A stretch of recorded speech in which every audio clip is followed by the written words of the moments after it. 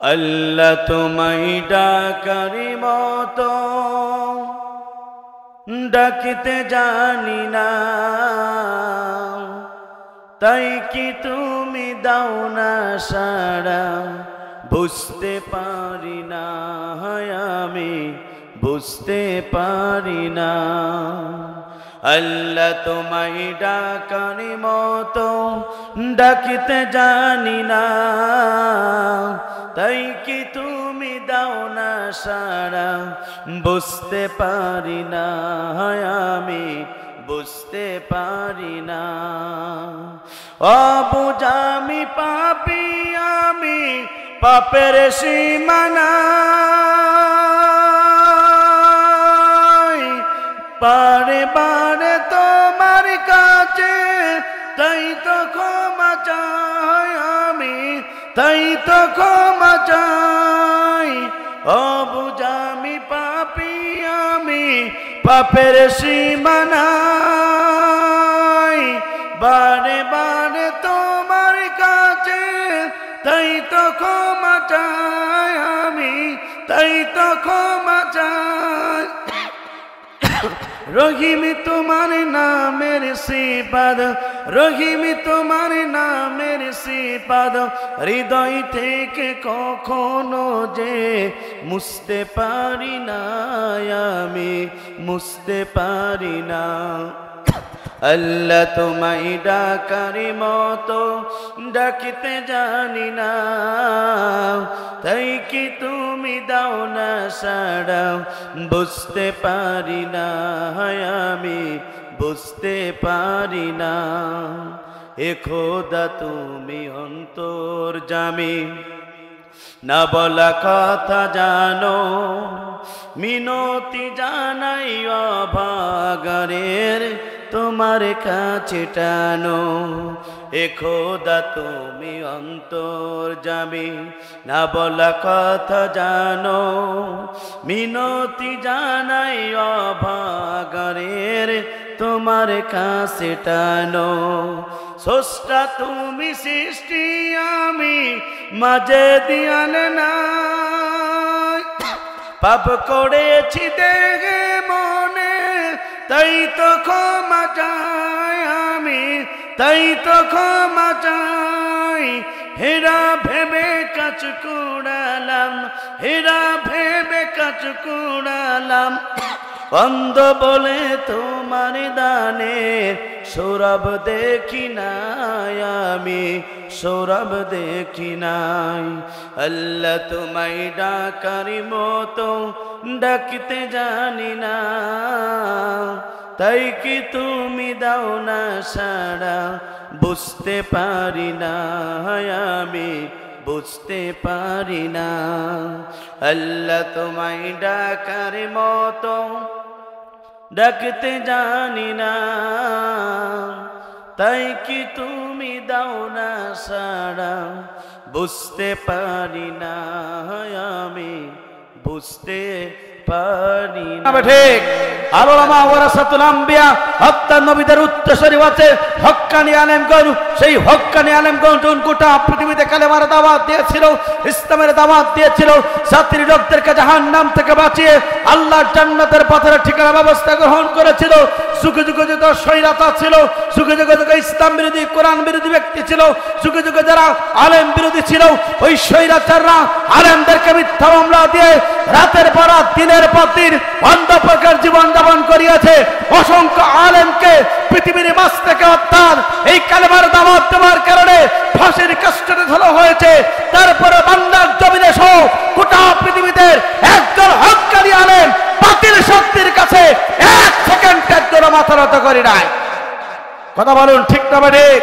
সুতরাং আফসোস লাগে, দুঃখ লাগে, যিনি গোটা পৃথিবীতে 50টা বছর ধরে কোরআনের তাফসীর করেছিল, কাবা ঘরে 3 দিনের ইতিকাফ করার সুযোগ পেয়েছিল, 2 রাকাত নামাজ পড়ার সুযোগ পেয়েছিল, যার কণ্ঠে কোরআনের তাফসীর শুনে হাজার হাজার ইহুদি এবং নাস্তিকরা কালেমা পড়ে মুসলমান হয়ে গিয়েছিল, যার জন্য গোটা পৃথিবীর মুসলমান কাঁদে, যার জন্য এই বাংলাদেশের অসংখ্য মুরব্বিরা পর্যন্ত যাই নামাজে বসে বসে কাঁদে, যার জন্য এই বাংলাদেশের তরুণ প্রজন্ম অলঙ্কারেরা অর্থাৎ তারা বুকের রক্ত ফেলেই এই জমিনকে সিদ্ধ করেছে। অর্থাৎ এই জামানার শ্রেষ্ঠ আলেম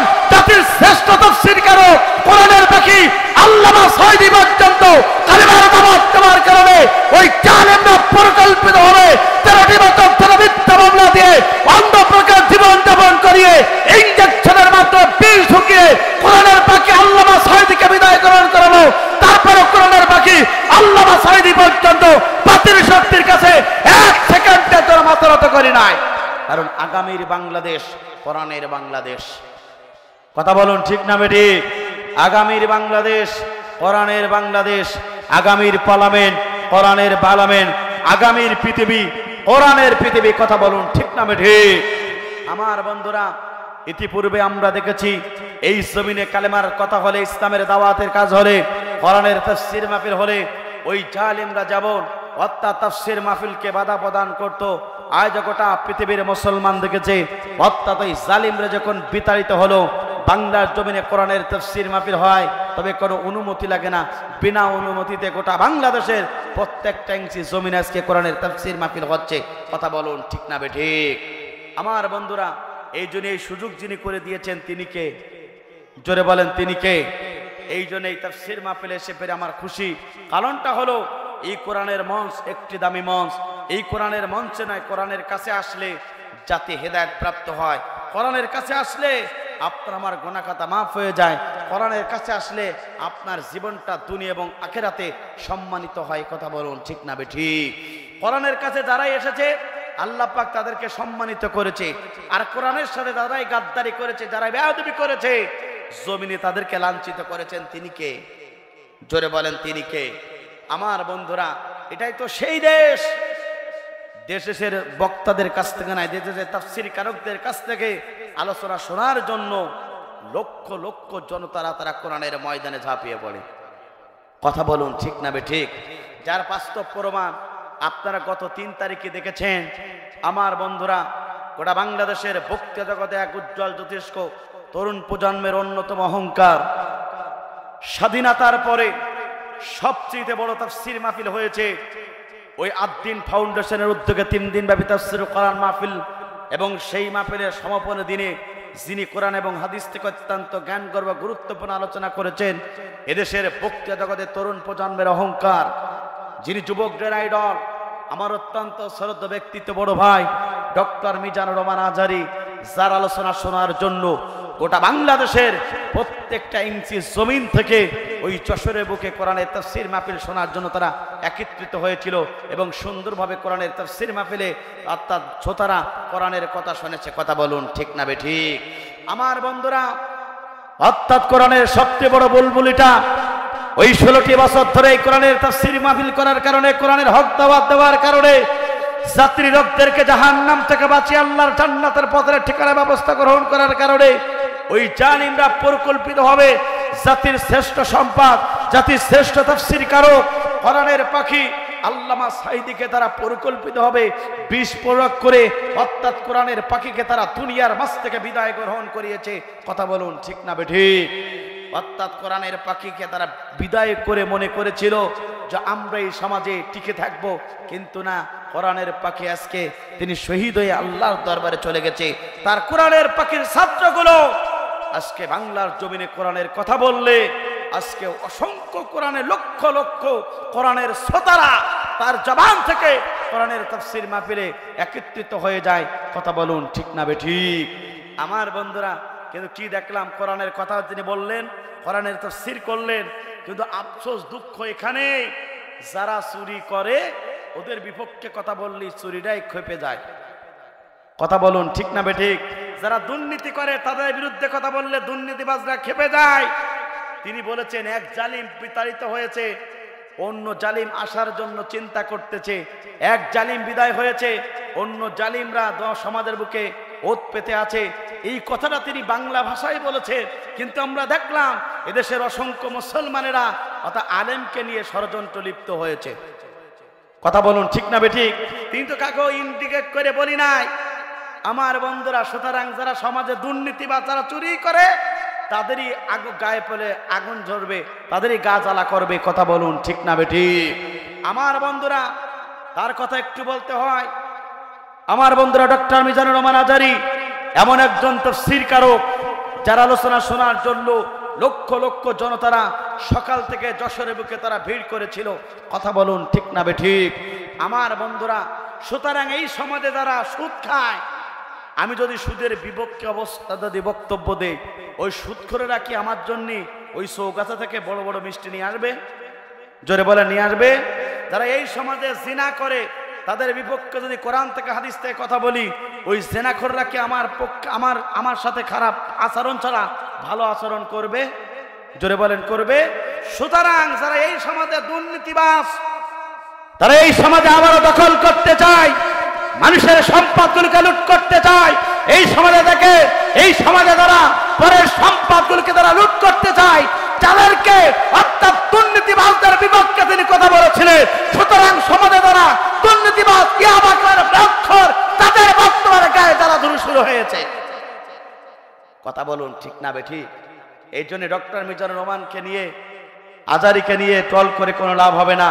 তার জনপ্রিয়তা বাড়িয়ে দিয়েছেন তিনি কে? জোরে বলেন তিনি কে? সুতরাং আলেমদের নিয়ে, ইসলামী আন্দোলনের কর্মীদেরকে নিয়ে ষড়যন্ত্রে লিপ্ত হবেন, লোকের জন্য কুয়া খসবেন, সেই কুয়াতে নিজেই পড়বেন। কথা বলুন ঠিক না বেঠিক? এই জন্যে বলতে চাই, আমার ভাইদেরকে লক্ষ্য করে বলতে চাই, আলেমদেরকে নিয়ে ষড়যন্ত্র লিপ্ত হবেন না, আলেমদের বিরুদ্ধে দাঁড়াবেন না। আলেমদের বিরুদ্ধে যারা এই সমাজে দাঁড়িয়েছে তাদেরকে বিতাড়িত করেছেন তিনি কে? জোরে বলেন তিনি কে? আমার বন্ধুরা, সুতরাং কোরআনের মঞ্চ একটি দামি মঞ্চ। এই মঞ্চে এসেছি কোরআন শোনার জন্য। কোরআনুল কারিমটা কার? জোরে বলেন কার? আমরা কার? এই কোরআনের ময়দান আসলে আপনার লস না লাভ? জোরে বলেন লস না লাভ? আমার বন্ধুরা তাহলে লক্ষ্য করুন, এই কোরআনের ময়দান আসলে, কোরআন শোনার জন্য বসে গেলে আপনি হয়ে যাবেন আল্লাহর সবচেয়ে নিকটতম হাল, আপনি হয়ে যাবেন আল্লাহর সবচেয়ে নিকটতম পরিবারভুক্ত, আপনি হয়ে যাবেন আল্লাহর সবচেয়ে বড় মেহমান। আমার বন্ধুরা লক্ষ্য করুন, সেই কোরআনের ময়দানে আপনি আমি বলেছি, সে মহান রব ঘোষণা করলেন, বান্দা শুনে রাখো, এই কোরআনের মঞ্চটা এমন একটা মঞ্চ, এখানে যদি কোনো বান্দা সে কোরআনের ময়দানে কোরআন শোনার জন্য বেঁচে যায়, ওই কোরআন শোনা ব্যক্তিগুলোর জীবনে সবচেয়ে দুইটা বড় উপকার হয়। একবারে জোরে জোরে বলুন আল্লাহু আকবার। আমার বন্ধুরা, কোরআন শুনতে কোরআনের ময়দানে অর্থাৎ যখন আমরা বসে যাই, মুমিন ব্যক্তি বসে যায়, তাদের জীবনের সবচেয়ে দুইটা বড় উপকার হয়। আমার বন্ধুরা, আল্লাহ রাব্বুল আমিন বলছেন, সবচেয়ে বড় উপকার পেয়ে যাবে তারা কোরআনের ময়দানে কোরআন শোনার জন্য বসে যাবে তারা। একবার জোরে জোরে বলুন আল্লাহু আকবার। তার সবচেয়ে বড় উপকার হলো, আমার বন্ধুরা লক্ষ্য করুন, যারা কোরআনের ময়দানে বসে গেছি, যতটুকু ঈমান নিয়ে যারা কোরআনের ময়দানে দিনের বেলা বসে গেল, এই কোরআন শোনার কারণে আস্তে আস্তে করে তাদের ঈমানটা বৃদ্ধি পেয়ে যাবে। একবার জোরে জোরে বলুন আল্লাহু আকবার। এটা আমার কথা না, মহাগ্রন্থ আল কোরআনুল কারীমের কথা। আল্লাহ রাব্বুল আমিন সুন্দরভাবে ঘোষণা করলেন, ইন্নামাল মুমিনুনা আল্লাযীনা ইযা যুকিরাল্লাহু ওয়া ইযা তুলিয়াত আলাইহিম আয়াতুহু জাদাতুহুম ঈমানাও ওয়া আলা রাব্বিহিম ইয়াতাওয়াক্কালুন।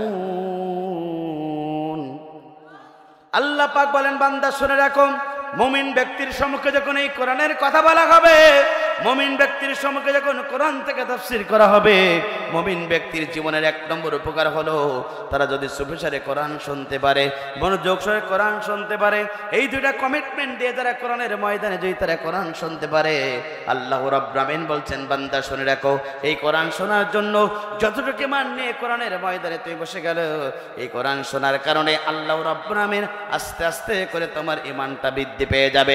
একবার জোরে জোরে বলুন আল্লাহু আকবার।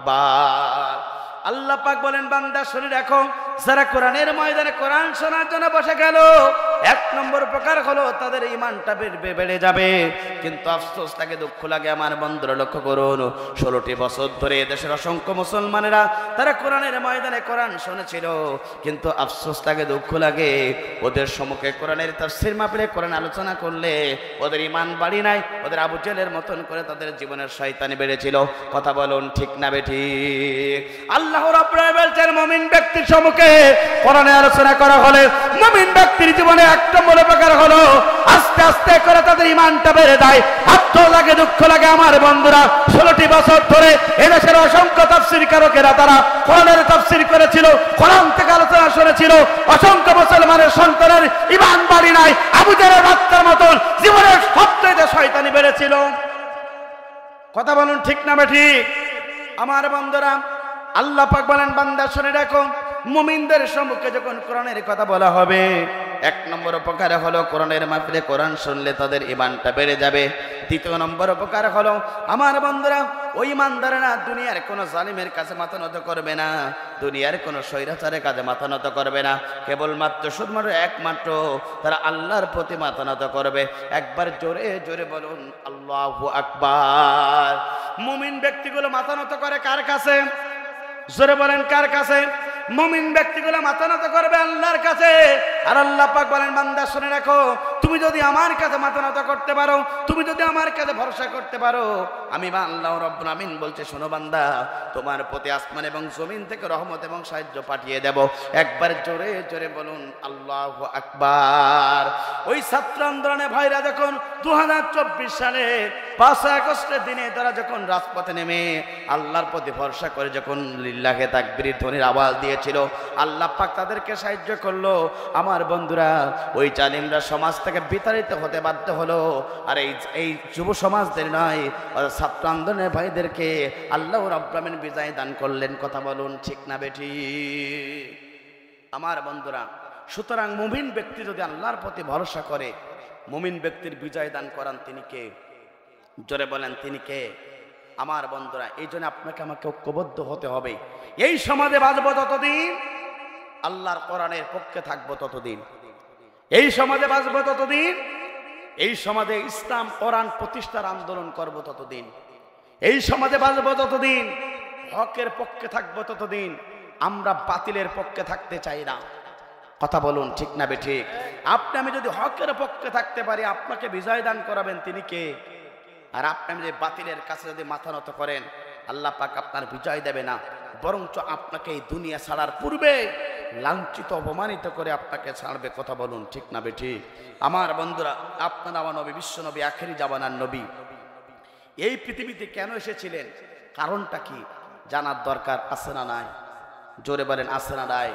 আপনার আমার নবী, বিশ্ব নবী, আখেরি জামানার নবী, যে নবীর চেহারা দেখলে পরে এতিম সন্তানগুলো পিতা হারানোর বেদনা ভুলে যেত, যে নবীর চেহারা দেখলে পরে বিধবারা তাদের স্বামী হারানোর বেদনা ভুলে যেত, সেই নবী এই জমিনে কালেমার দাওয়াত দেওয়ার কারণে, ইসলামের দাওয়াত দেওয়ার কারণে জাতির লোকদেরকে জাহান্নাম থেকে বাঁচিয়ে আল্লাহর জান্নাতের পথের ঠিকানা দেওয়ার কারণে ওই আবু জেহেল, উতবা, সাইবারা বিশ্ব নবীকে 72 বার মারার প্ল্যান করেছিল।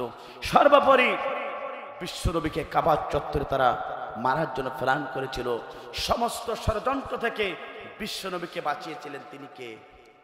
জোরে বলেন তিনি কে? আপনার আমার নবী, বিশ্ব নবী, আখেরি জামানার নবী।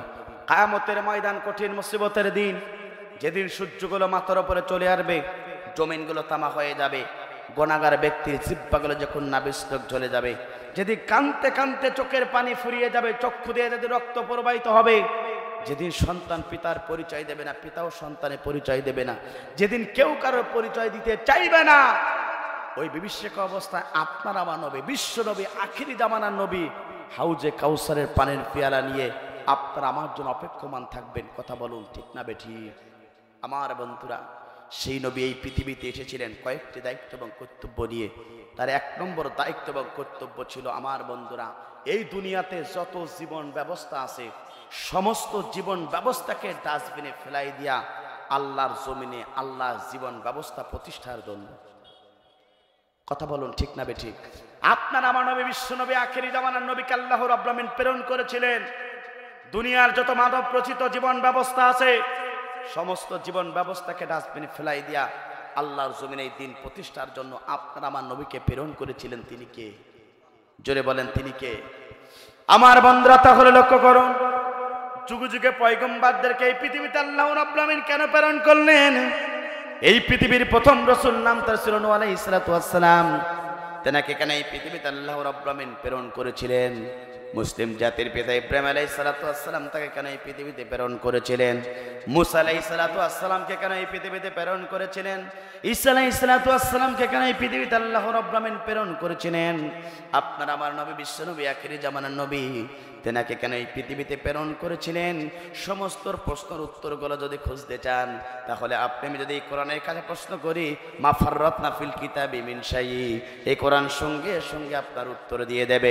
একবার জোরে জোরে জোরে বলুন আল্লাহু আকবার।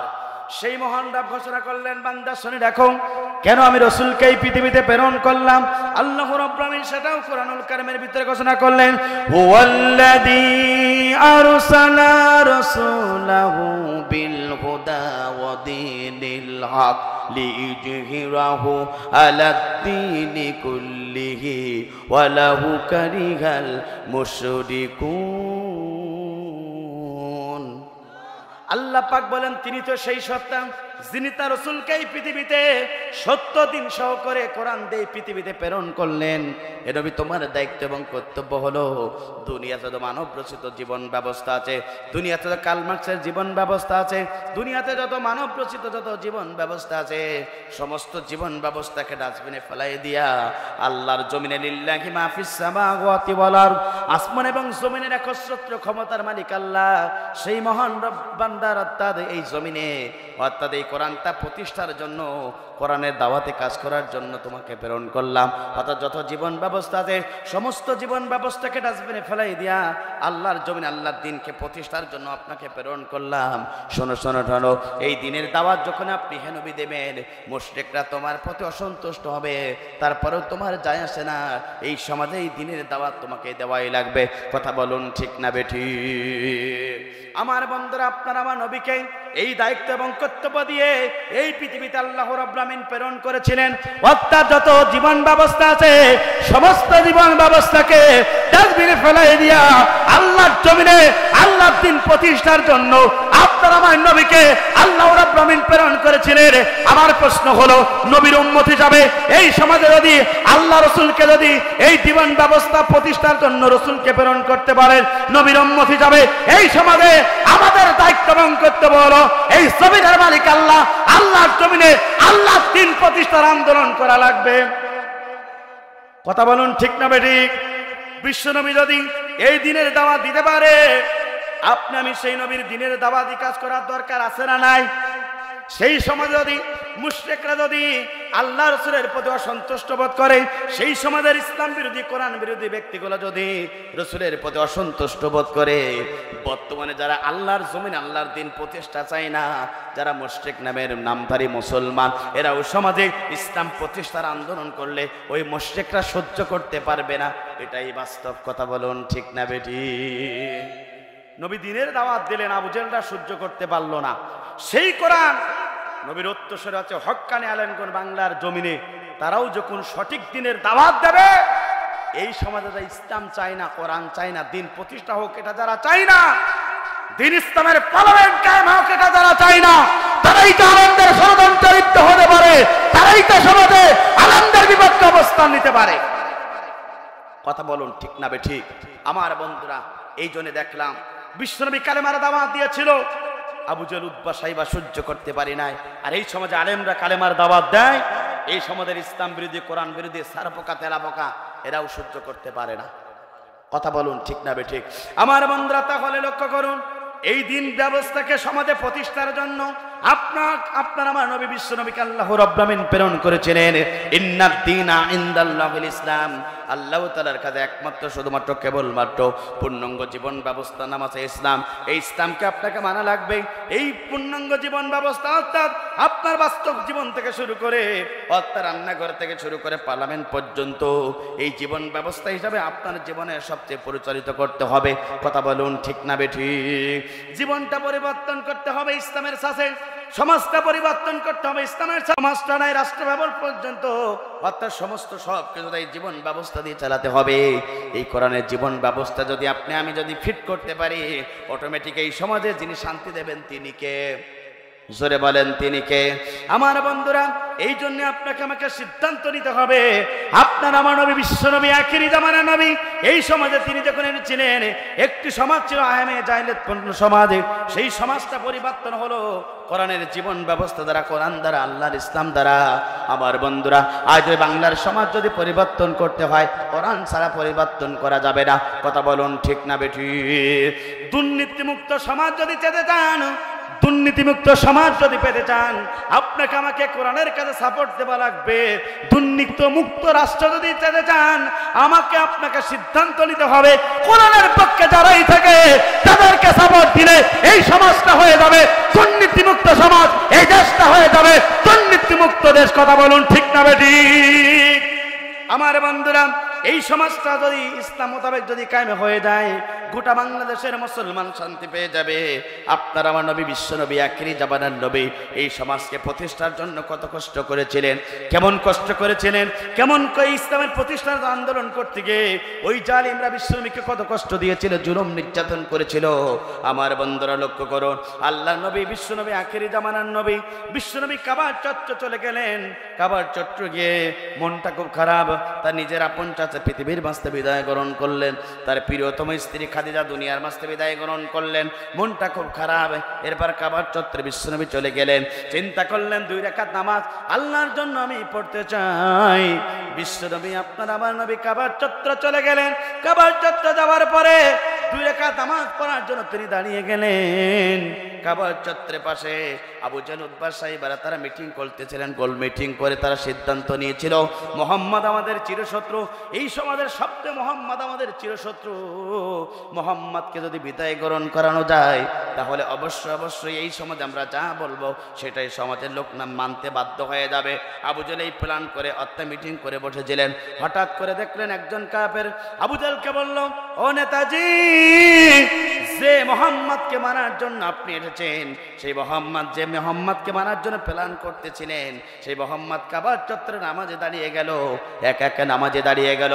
ও নেতাজি, চিন্তা করা লাগবে না, সুবর্ণ সুযোগ। এই সুযোগে যদি মুহাম্মদকে বিদায় গ্রহণ করানো যায় তাহলে আমাদের সমাজে আর কেউ কথা বলতে পারবে না আমাদের বিপক্ষে। কথা বলুন ঠিক না বেঠিক? আপনার আমার নবী, বিশ্ব নবী, আখিরি জামানার নবী। এরপর কি করলেন প্রিয় বন্ধু, একটু লক্ষ্য করুন। আবু জাহল সঙ্গে সঙ্গে তার আত্মস্বজন নাই, তার অনুসারীদেরকে বলল, শুনে রাখো, তোমরা কে আছো মুহাম্মদকে বিদায় গ্রহণ করাতে পারবে? যে মুহাম্মদকে বিদায় গ্রহণ করতে পারবে দুনিয়াতে তার র্যাঙ্কিংটা আমি বাড়িয়ে দেব। এই কথা যখন বললেন আমার বন্ধুরা, এই কথা যখন বললেন আবু জাহল, সঙ্গে সঙ্গে আমার বন্ধুরা একটু লক্ষ্য করুন, সঙ্গে সঙ্গে আবু জাহল বলল, যখন এই কথা, তার কাফেরদের ভিতর থেকে একজন কাফের ছিল, নাম তার ছিল উকবা ইবনে আবি মুইত। উকবা ইবনে আবি মুইত বললেন, নেতাজি চিন্তা করা লাগবে না, আমি আব্দুল্লাহর বেটা মুহাম্মদকে দুনিয়ার মধ্যে বিদায় গ্রহণ করিয়ে দেব, আপনি আমাকে কি পুরস্কার দেবেন? সঙ্গে সঙ্গে আমার বন্ধুরা আবু জাহলকে যখন এই প্রশ্ন করলো উকবা ইবনে আবি মুইত, সঙ্গে সঙ্গে আবু জাহল বললেন, উকবা ইবনে আবি মুইত, তুমি শুনে রাখো, মুহাম্মদকে যদি তুমি বিদায় গ্রহণ করাতে পারো, দুনিয়া তুমি যে র্যাঙ্কিং আছে সেই র্যাঙ্কিং থেকে তোমাকে বৃদ্ধি করে বাড়িয়ে দেওয়া হবে।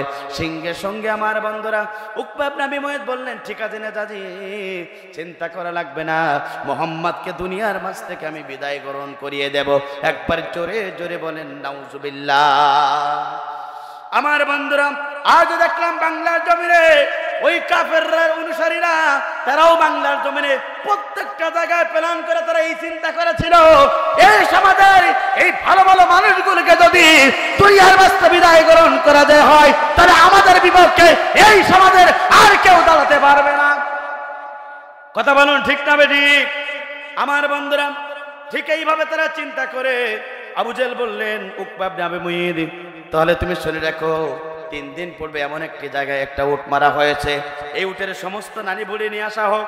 এই নারী বুড়িগুলা মুহাম্মদ, আব্দুল্লাহর বেটা মুহাম্মদ যখন সেজদায় থাকবে, সমস্ত উটের নারী বুড়ি পর্যন্ত আব্দুল্লাহর বেটা মুহাম্মাদের উপরে চাপাই দেওয়া হবে। ও আবু, তিনি সেজদা অবস্থায় ছিলেন, সমস্ত নারী বুড়িগুলা তার পিঠের উপরে চাপাই দেওয়া হলো। দেখুন আব্দুল্লাহর বেটা মুহাম্মদ, আপনার আমার নবী, বিশ্ব নবী, আখিরি জামানার নবী,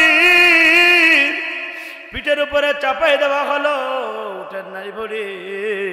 বিশ্বনবী সেজদা থেকে উঠতে পারে না, চোখ দুটি রক্তিম হয়ে গেল, বুকের কলিজা পর্যন্ত খুশাতা শুকিয়ে যাবার মতন হলো।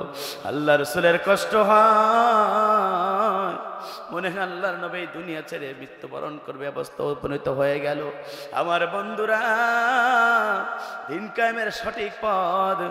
আল্লাহ তার মুফতি রশিমউদ্দিন রহমানের লেখা এই লেখার ভিতরে, বইটার ভিতরে যখন হাদিসটা পেয়ে গেলাম, আমাদের চুলগুলো খারাপ হয়ে গেল। তিনি বর্ণনা করেছেন ওই কাবার চত্বরে এই সাহাবী ছিলেন যে সাহাবী হাদিসটা বর্ণনা করেছেন, আব্দুল্লাহ ইবনে মাসউদ রাদিয়াল্লাহু তাআলা আনহু। দেখলেন বিশ্বনবীকে মারার জন্য এই অবস্থা, তিনি আর দেরি করলেন না, রাসূলের কলিজার টুকরা ফাতেমার বাড়ির দিকে তিনি রওনা দিলেন। ফাতেমার বাড়ির দিকে বলে গিয়ে বলল, কলিজার টুকরা ফাতেমা, দেরি করবা না, দেরি করবা না, ঘর থেকে তাড়াতাড়ি বেরিয়ে যাও। তোমার বাবা 2 রাকাত নামাজ পড়ার জন্য কাবার চত্বরে চলে গিয়েছিল। ওই আবু জাহল উতবা সাইবারা তোমার বাবাকে মারার জন্য পিঠের উপরে নাড়ি ভুড়ি চাপাই দেওয়া হয়েছে। ও ফাতেমা, জন্মের পূর্বে তোমার বাবা তোমার বাবাকে হারিয়েছে, জন্মের পরে তোমার বাবা তার মাকে হারিয়েছে। বড় ইয়াতীম, দূর থেকে বাড়ি আসলে তোমাকে মা বলে ডাকতো। তোমার বাবা যদি দুনিয়ার মাঝে বিদায় গ্রহণ করে, ফাতেমা তোমাকে আর কে মা বলে ডাকবে? এই কথা শোনার সঙ্গে সঙ্গে ফাতেমা রাদিয়াল্লাহু তাআলা আনহা পদ্মা সহকারে ঘর থেকে বেরিয়ে গেলেন, চলে আসলেন কাবার চত্বরে। এসে দেখলেন নিজের বাবার পিঠের উপরে নাড়ি ভুড়ি চাপাই দেওয়া আছে। সমস্ত নাড়ি ভুড়ি করা 2 হাত দিয়ে তিনি সরিয়ে দিলেন। সরিয়ে দেওয়ার পরে বিশ্বনবী সেজদা থেকে উঠলেন, দেখলেন রাসূলের 2টা চোখ রক্তিমান্য হয়ে গেল, বুকের উপরে ধড়ধড় করে।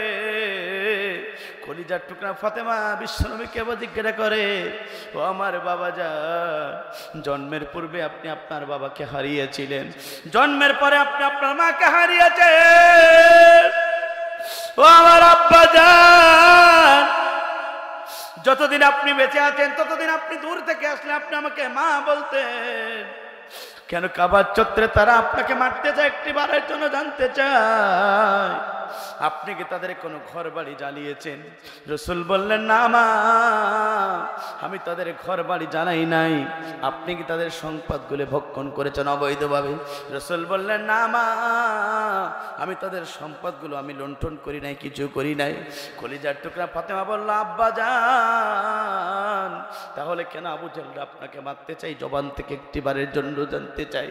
সঙ্গে সঙ্গে বিশ্বনবী 2টা চোখ দিয়ে রক্তাত পানি, দাড়ি মোবারক বেনি জমিনে বলে টপ টপ করে পড়ে আর বলে, মা, আমি তাদের সম্পদ লুট করি নাই, আমি তাদের বাড়িতে ঘর বাড়ি জ্বালাই নাই, আমি তাকে কষ্ট দেই নাই, আমি তাদের কিছু ক্ষতি করি নাই।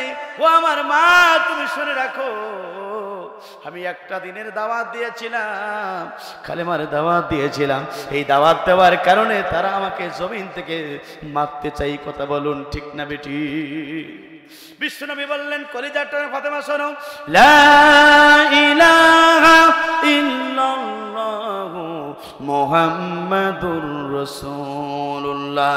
চিৎকার করে বলেন সাল্লাল্লাহু আলাইহি সাল্লাম। আমার বন্ধুরা কলিজার টুকরা ফাতেমাকে বলল, মা ফাতেমা, এই দিনের দাওয়াত দিয়েছিলাম, কালিমার দাওয়াত দিয়েছিলাম, এই জমিন যার আইন চলবে তার, এই দিনের দাওয়াত দেওয়ার কারণে তার আমাকে মারতে চায়। সঙ্গে সঙ্গে বিশ্বনবী বললেন, কলিজার টুকরা ফাতেমা, তুমি কি আমার জন্য একটু পানির ব্যবস্থা গ্রহণ করতে পারবে না? সঙ্গে সঙ্গে ফাতেমা চলে গেলেন। কাবার চত্বরের পাশে একটা আঙ্গুর বাগান ছিল, ওই আঙ্গুর বাগানে তিনি ঢুকে গেলেন। মালিক ছিল আদ্রাস। আদ্রাসের কাছে বলল, আদ্রাস ভাই, নিজের বাবার জন্য তোমার বাগানের একটু আঙ্গুর ফল চাই। আদ্রাস ওই বাগানের সবচেয়ে ভালো মানের আঙ্গুরগুলা উঠিয়ে নিয়ে কলিজার টুকরা ফাতেমার হাতে উঠিয়ে দিলেন। ফাতেমা কিছু চাপ দিলেন, 1 গ্লাস আঙ্গুর ফলের রস হয়ে গেল। সেই রস টক করে এসে বিশ্বনবীর হাতে উঠিয়ে দিলেন। বিশ্বনবী সেবন করলেন, শরীরে একটু রক্ত হলো।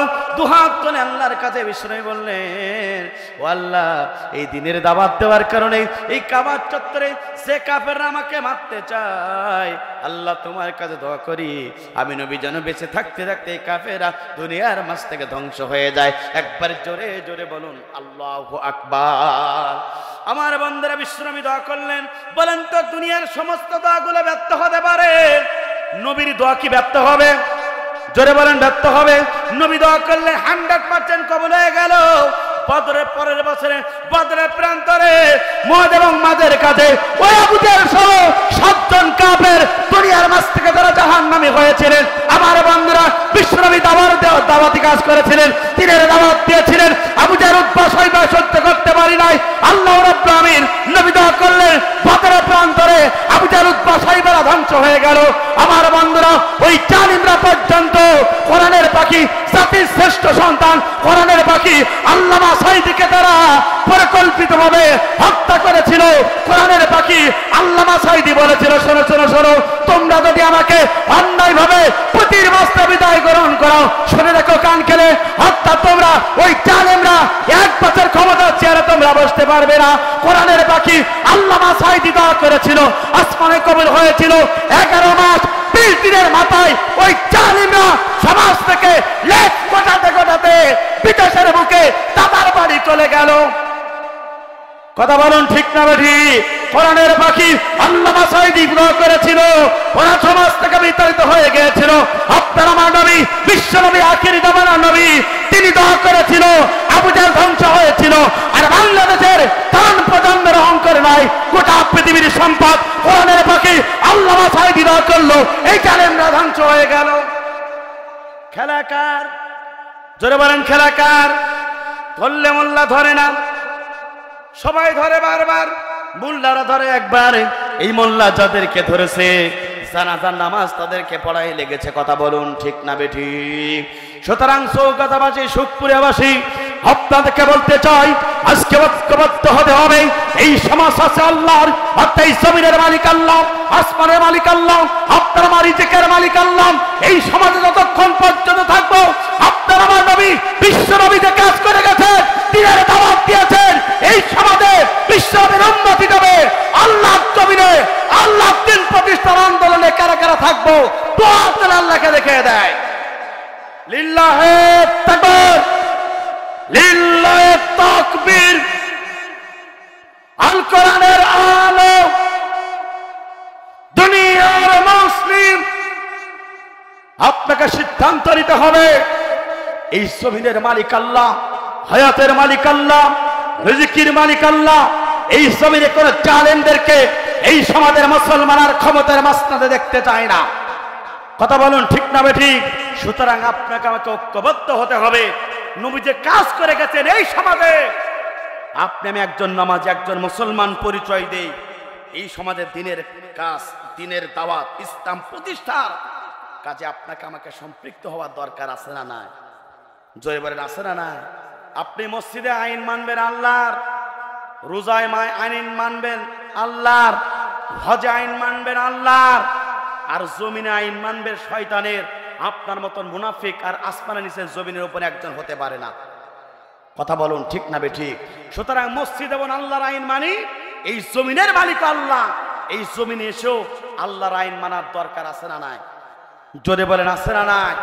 এই জন্য রসুল যে দায়িত্ব নিয়ে এই পৃথিবীতে এনেছিলেন, দুনিয়ার সমস্ত জীবন ব্যবস্থাকে বাদ দিয়া আল্লাহর জমিনে আল্লাহর দিন প্রতিষ্ঠার জন্য আপনার আমার নবী এসেছিলেন। আপনার নবীর উম্মত হিসাবে এই সমাজে এই দিন প্রতিষ্ঠার আন্দোলনে সম্পৃক্ত হওয়ার দরকার আছে না নাই? যারা হতে পারবেন তারা নবীওয়ালা কাজ করলেন, নবীর শাফায়াত পাবেন। আর এই জমিনে আপনি মুসলমান পরিচয় দিবেন, কিন্তু এই জীবন ব্যবস্থা মানবেন না, আপনি নবীর সুপারিশ পাবেন না। কথা বলুন ঠিক না বেঠিক? সুতরাং আমার সময় সংক্ষিপ্ত, এই জন্য আপনাদেরকে বলতে চাই, আল্লাহর এই জমিনে ইসলাম মানার দরকার আছে না নাই? জীবন ব্যবস্থা ইসলাম মানার দরকার আছে না নাই? আমার বন্ধুরা, এই সমাজটাকে যদি দুর্নীতি মুক্ত, ইয়াবা মুক্ত, চোর মুক্ত, যদি জালিম মুক্ত সমাজ যদি আপনি পেতে চান, আপনাকে এখন থেকে সিদ্ধান্ত নিতে হবে, এই সমাজে কারা চুরি করে না, কারা দুর্নীতি করে না, কারা মানুষের হক ফাঁকি দেয় না, কারা মসজিদে ইমামতি করে, জমিনেও তাদের যদি ইমামতি করার সুযোগ করে দেন, বিশ্বাস করুন এই সমাজটা হবে একটি দুর্নীতি মুক্ত সমাজ। এই সমাজটা হবে ইয়াবা মুক্ত সমাজ। এই সমাজটা হবে ফেঞ্চি মুক্ত সমাজ। কথা বলুন ঠিক না বেঠিক? আর আপনি আমি যদি এই জীবন ব্যবস্থা বাদ দিয়ে যদি মানব রচিত জীবন ব্যবস্থা যদি আপনি মানতে চান, তাদেরকে সাপোর্ট করেন, দল করেন, পার্টি করেন, আল্লাহ পাক বলছেন কোরআনের ভিতরে যে ওরা দুনিয়াতেও ক্ষতিগ্রস্ত হবে, আখেরাতেও ক্ষতিগ্রস্ত হবে। সূরা ইমরানের 85 নম্বর আয়াত। এই জন্য আমার বন্ধুরা, এখন থেকে সিদ্ধান্ত নিতে হবে, এই জমিনে বাঁচবো একমাত্র কেবলমাত্র শুধুমাত্র আল্লাহর কোরআনের জন্য বাঁচতে চান কারা কারা? দুহাত তুলে এবার আল্লাহকে দেখান তারা তারা। লিল্লাহে তাকবীর, লিল্লাহে তাকবীর। আসুন আমরা যেন এতটুকু মেসেজ নিয়ে বাড়ি যেতে পারি যে জীবনে বাঁচবো যতদিন, কোরআনের পক্ষে থাকবো ততদিন। কথা বলুন ঠিক না বেঠিক? আমরা এই সমাজটাকে কোরআন দিয়ে সাজাতে চাই, কারণ এই সমাজ যদি কোরআন দিয়ে চলে, এই সমাজের কোনো মানুষ আর কেউ মানুষকে আঘাত করতে পারবে না। কথা বলুন ঠিক না বেঠিক? তো আসুন আমরা যেন একটা মেসেজ জীবনে বাস্তবায়ন করতে পারি। রসুল যে দায়িত্ব নিয়েছিলেন, এই দায়িত্ব আপনি আমি একজন মুসলমান হিসাবে সমাজে পালন করব, অর্থাৎ দ্বীনের পক্ষে থাকবো, কোরআনের পক্ষে থাকবো, ইসলামের পক্ষে থাকবো। ইসলামের পক্ষে যারাই থাকে তাদের পক্ষে থাকবো, তাদেরকে সাপোর্ট করব, তাদেরকে ভালোবাসবো। জীবনের মৃত্যু আগ পর্যন্ত আল্লাহর জমিনে আল্লাহর দ্বীন প্রতিষ্ঠার আন্দোলনে যেন আমরা সম্পৃক্ত হতে পারি, সেই তৌফিক দান করুক। চিৎকার করে বলেন আল্লাহুম্মা আমিন। আজকে মরলে কালকে 2 দিন, পরের দিন কেউ চিনবে না। যাদের জন্যে করলা কামাই, মরলে তারা চিনবে না। আজকে মরলে কালকে 2 দিন, পরের দিন কেউ চিনবে না। যাদের জন্যে করলা কামাই, মরলে তারা চিনবে না। থাকতে সময় আমল করো, ঈমান করো খাঁটি, শেষ ঠিকানা তোমার আমার 3.5 হাত মাটি। আজকে মরলে কালকে 2 দিন, পরের দিন কেউ চিনবে না। যাদের জন্যে করলা কামাই, মরলে তারা চিনবে না। কত কষ্ট করে তুমি করলা সাদের বাড়ি, সেই বাড়িতে ঠাই হবে না, ছাড়তে হবে পাড়ি। কত কষ্ট করে তুমি করলা সাদের বাড়ি, সেই বাড়িতে ঠাই হবে না, ছাড়তে হবে পাড়ি। বহু মায়ার টানে তুমি রবের বিধান ভুলো না। কথা বলুন ঠিক না বেটি? বহু মায়ার টানে তুমি রবের বিধান ভুলো না। পাপ পুণ্যের হিসাব নেবেন একদিন মালিক রব্বানা। আজকে মরলে কালকে 2 দিন, পরের দিন কেউ চিনবে না। যাদের জন্যে করলা কামাই, মরলে তারা চিনবে না। কথা বলুন ঠিক না বেঠি? সুতরাং আপনি যাদের জন্য লড়েন, যাদের জন্য আপনি কিছু করতে চান, ওই নেতা, অবৈধ নেতা আপনার মৃত্যুর পরে পরিচয় দেবে না। সুতরাং আপনার জীবন তাদের সাথে গড়ুন, যারা দুনিয়াতেও পরিচয় দেবে, আখিরাতেও আপনার আমার জন্য সুপারিশ করবে। কথা বলুন ঠিক না বেটি? আসুন আমরা যেন এই সমাজে ইসলাম প্রতিষ্ঠার আন্দোলনে সম্পৃক্ত হতে পারি। কোরআনওয়ালা ব্যক্তিদের সাথে আমার যেন সম্পর্ক হয়, দুনিয়া এবং আখিরাতে আমরা ভালো থাকবো। আল্লাহ রাব্বুল আমিন আপনাকে আমাকে সেই তৌফিক দান করুক। সংক্ষিপ্ত আলোচনা এখানে শেষ করলাম। ইউটিউবে মাওলানা রবিউল ইসলাম খুলনা লিখলে আমার অসংখ্য আলোচনা আছে, অসংখ্য আলোচনা দেখার উদাত্ত আহ্বান জানিয়ে আপনাদের কাছে বিদায় নিলাম। আবারও দেখা হবে অন্য কোনো কোরআনের তাফসীর মাহফিলে। আসসালামু আলাইকুম ওয়া রাহমাতুল্লাহ।